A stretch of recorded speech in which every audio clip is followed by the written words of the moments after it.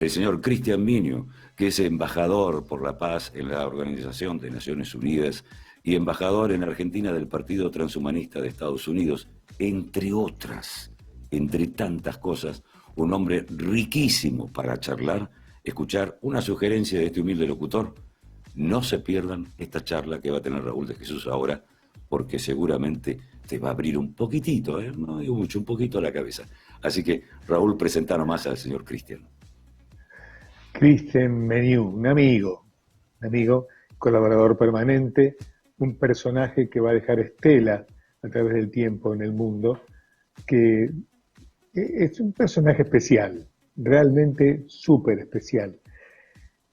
Y bueno, la charla de hoy va a tener que ver con algo que estamos armando, previendo, como siempre, anticipándonos a cosas que están, pero que van a crecer muchísimo, y en este caso es en el mundo el tratamiento del cambio climático, que tiene que ver con el recalentamiento global, algo que si no se toma mucho más en serio de lo que se ha hecho hasta ahora, va a traer que en mucha cantidad de años, sí, pero va a traer problemas. Hay que resolverlo, tiene que ver con todo, con la salud, con la economía, con todo.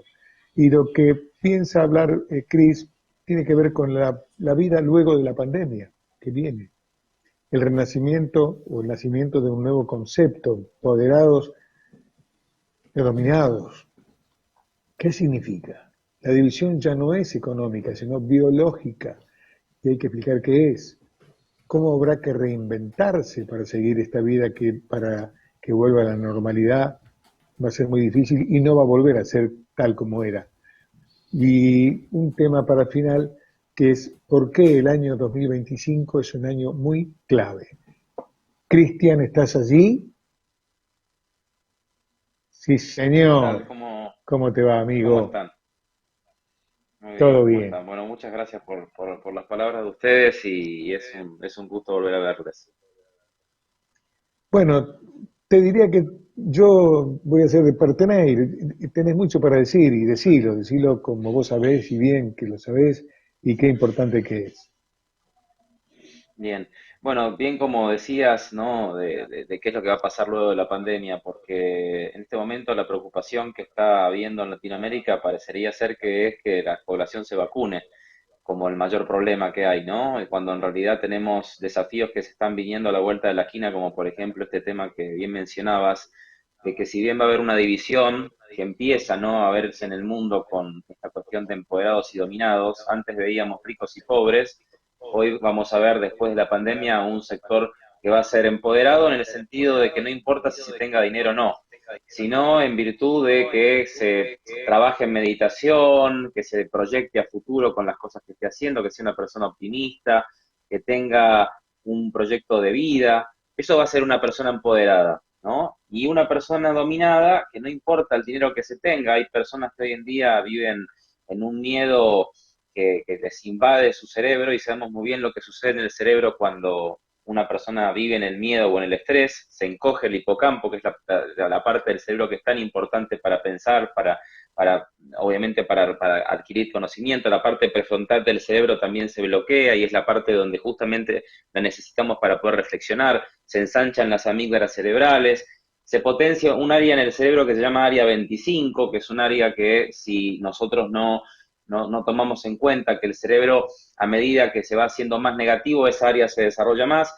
Y la parte que tenemos detrás del ojo izquierdo, que también se entrena, y se entrena justamente para la parte positiva, las personas que son positivas, optimistas, que tienen un proyecto de vida y todo lo demás, esa parte se desarrolla. Y eso se ha comprobado a través de escáneres que se ha podido ver no solamente cómo se prende y apaga una neurona cuando alguien ve un objeto determinado y se ha llegado a comprobar de que cada pensamiento está grabado en una neurona.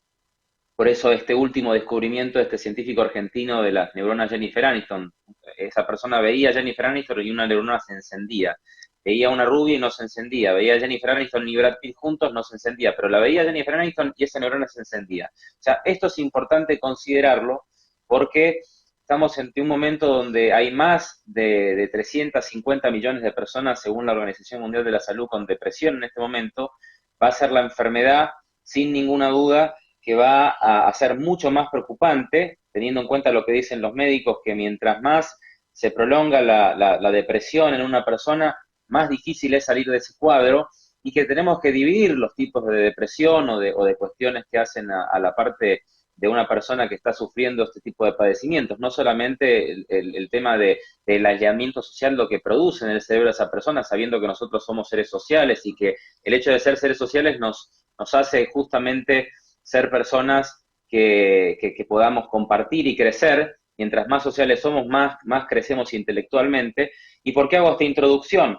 Porque luego vamos a ver una división que va a venir con la tecnología entre estas personas dominadas y empoderadas, que es lo que estamos viendo con la empresa Neuralink de Elon Musk o con los Brain Talker en China o Neuramatrix en China, que son estos implantes que van a permitir ya desde este año, y en China lo están haciendo hace 3 años, esta cuestión de poderse descargar Wikipedia en los cerebros, con la posibilidad también de que esto genere a una nueva generación de discapacitados, ¿sí? O sea, ya hoy no vamos a considerar un discapacitado a aquella persona que no pueda caminar, no pueda hablar bien, o esté postrada en una cama. Vamos a hablar de discapacitados, aquellas personas que no tengan ese potencial tecnológico en sus cerebros y en sus cuerpos, y ahí es donde viene una nueva división social, ¿no? Que ya no va a ser entre ricos y pobres, sino en una casta biológica y con divisiones de las castas tecnológicas que va a ser a medida que uno se vaya aumentando con la tecnología, va a ser un superhumano. Eso es en parte lo que se viene con un fuerte impulso justamente en las potencias globales como China y Estados Unidos,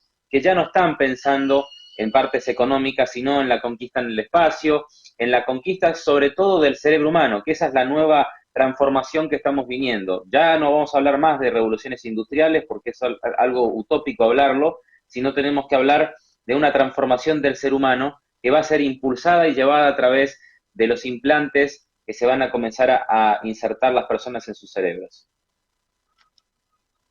Pequeñas cosas, ¿no? Como siempre, lo que vos transmitís provoca dos sensaciones. Una de qué lindo que es el conocimiento, qué bueno que es enterarse y a tiempo, pero no deja de provocar un sustito para mucha gente en un crecimiento que le cuesta entenderlo.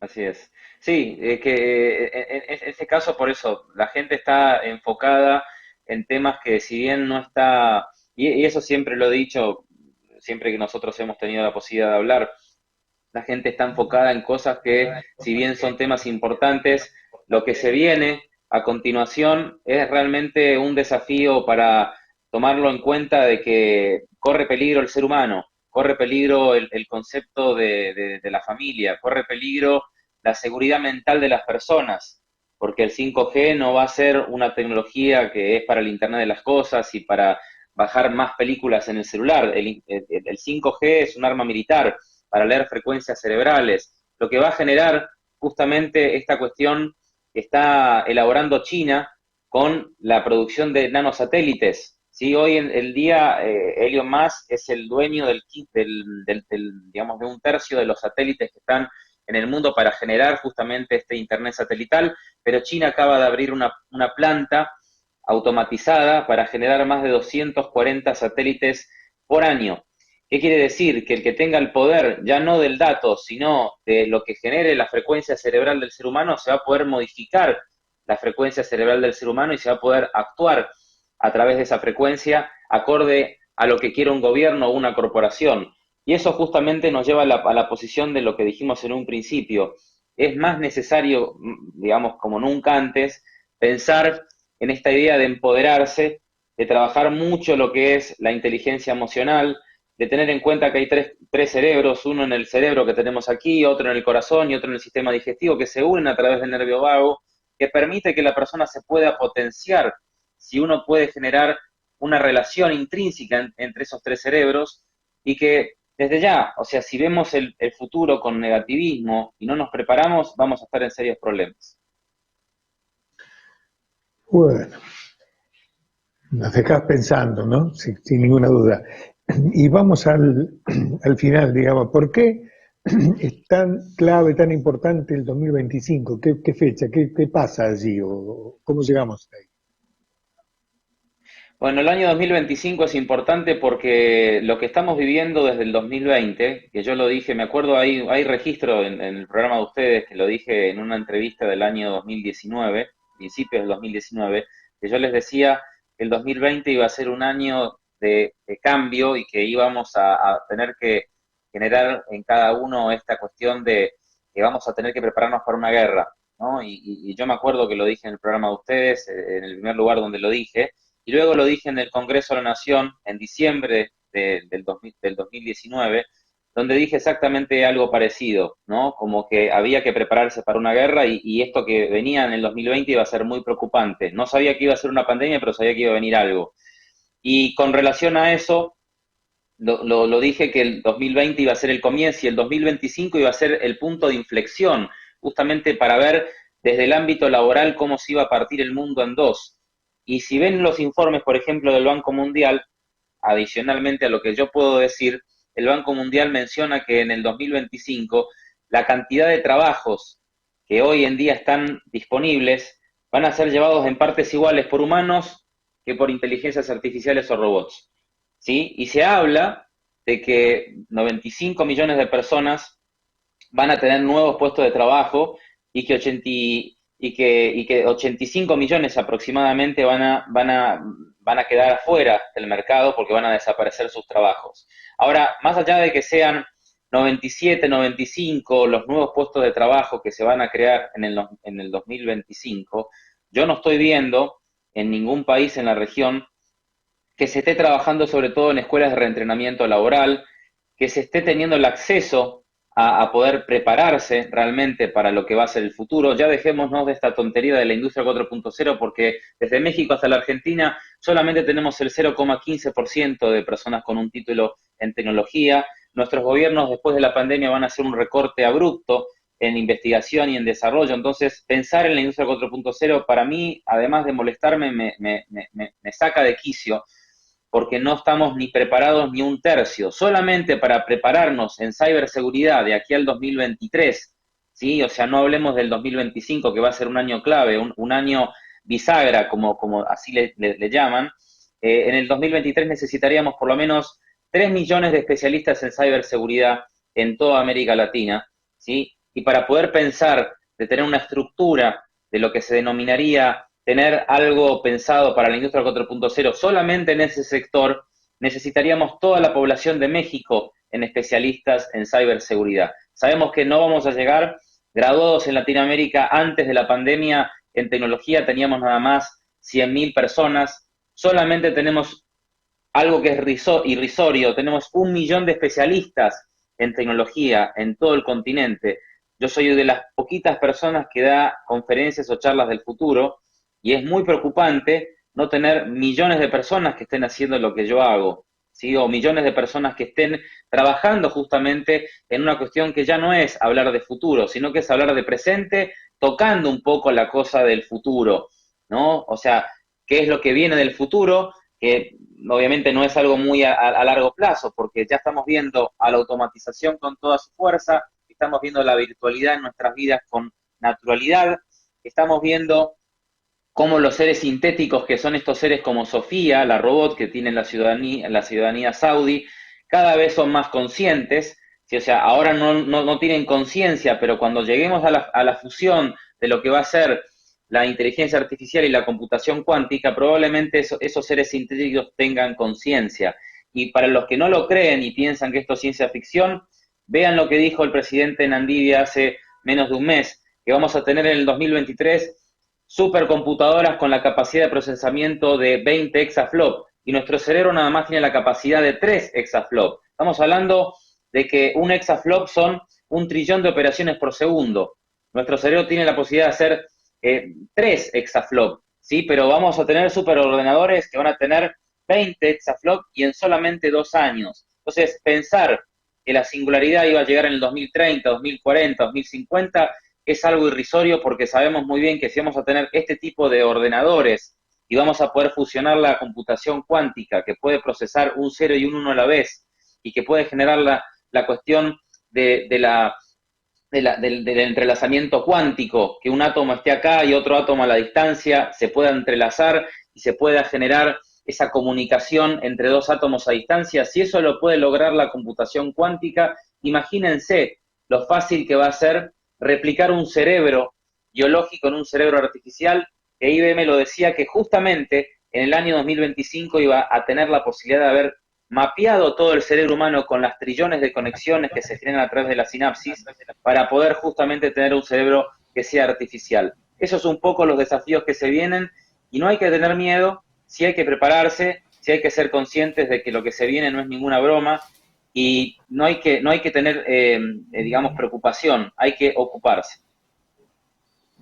Sí, sin ninguna duda.